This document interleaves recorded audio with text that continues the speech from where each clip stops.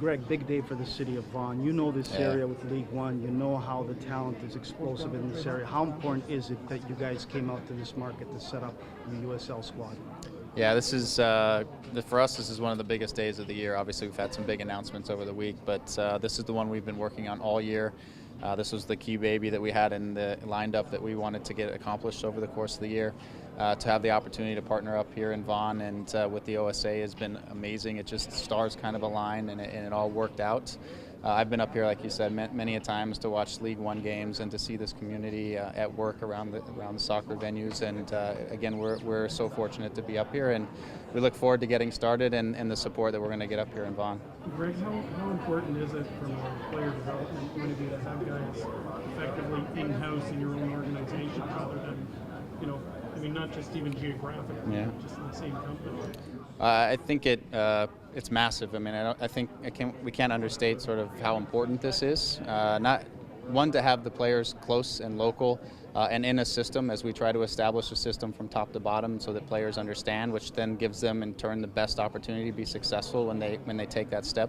But I've been around the league for a long time, and I've seen a lot of homegrown players who sign and they never actually make the big jump, because it is a big jump when you sign as a young pro to then be thrown at the big stage and be expected to perform right now. It's not easy, and a lot of kids don't make the jump, and it's been unfortunate to see it happen over the years. What we firmly believe is this is the next step for the league. This is the next step for North American soccer, and most specifically here in this community, to really give the young players an opportunity to develop and hone their skills at a professional level before they then get on the stage where everybody is saying, what have you done for me lately, right? So, and what's your next move? And for us, it's also the opportunity to progress and develop the next great players in our market, because there isn't a league or a club in the world that doesn't have this step already in place. And for us to get it there now is to say we're reaching the goals that we want, which is to be as competitive as we can out in the world, not just in North America, but in the world stage. Do you know offhand how many MLS teams have owned their USL Pro team as having an affiliation? Yeah, well, there was one last year, and that was the Los Angeles Galaxy. It's probably no coincidence that they wanted to win a championship, because players such as Robbie Rogers was able to come back from injury, get some time in the USL program, and then make a step when he knows he's ready back into the first team. So we've seen it work for them over the course of the year. They obviously took the big jump last year. I think this year it will be anywhere from maybe 6 to 8 teams that might make that leap this year. Obviously across Canada, that's something that we're seeing the clubs do, and we definitely wanted to be in the forefront of making that step. In the United States, with the U.S. Open Cup, USL pros expansion sides are allowed to be playing in it. Do you think we'll see Toronto FC2 or FC Montreal be eligible for the Amway Canadian Championship? I think that would be very interesting, but there's so few number of teams in the Amway Cup right now that you start to get really head-to-heads amongst your own clubs potentially. But at the end of the day, I think it's an interesting proposition, and something that all of the young players should be striving for anyways, is to compete at the highest level, so you compete against the players that are at the highest level. And so I don't think it's a bad idea. I just think it will be an interesting day when two teams from the same club play each other. What's your roster makeup going to be? How much loans from the first team? How much academy kids? Do you have ideas for USL Pro contract yet? We speculate a little bit, but until guys really get in, what we know, and I just said to somebody, is as we've developed our roster and we've looked at the academy players coming through, the homegrown signings, the draft, a number of things, we have 19 players that are under the age of 23 that are in the system that we think are really going to be something for the first team or have that opportunity.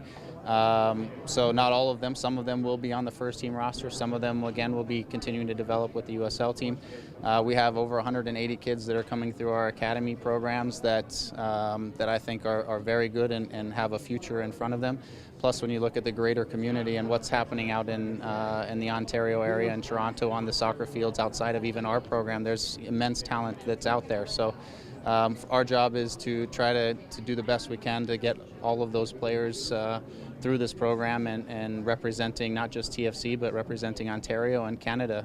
Our goal ultimately is also to help the Canadian national team to be more successful at the youth level and ultimately at the first team level. So our belief is that the largest soccer market in Canada is here in Toronto, and the bulk of the national team should come from our market, and we should have a big part in helping Canada soccer push forward. Talk about Jason Bent. Jason Bent, a Canadian, a local local guy, Greg. He's here in Vaughan. He knows the guys in this and his community. Talk about him. Yeah, Jason is he's a fantastic guy, first and foremost. When I came into the club last year, I got to know Jason more as a person and as a coach. I knew of him when he was playing in Colorado, when he was in the league. We actually didn't cross over. I was in France when he was here, but I knew of him. And when I got here, one of the first things I knew of Jason and got to know Jason was that he's a stand-up guy. He is as honest as the day is long, and he's very straightforward in his thoughts and beliefs. He's got a great soccer mind. One of our thoughts was, as an assistant coach, Jason was excellent. And for him to continue to progress in his development as a coach, that he needed to have a larger voice within a group and within a team, and that was one of the big reasons we went to him. We believe in his future as a coach, but and that he needed more responsibility and he could handle it, and so that's why we went with Jason, and we firmly believe we picked the right guy. You were a big part of the academy setup last year. How much of a role did you play in the creation of Toronto FC2? I was a factor in terms of sort of the vision and where it fits in, but it didn't take a whole lot of selling to people.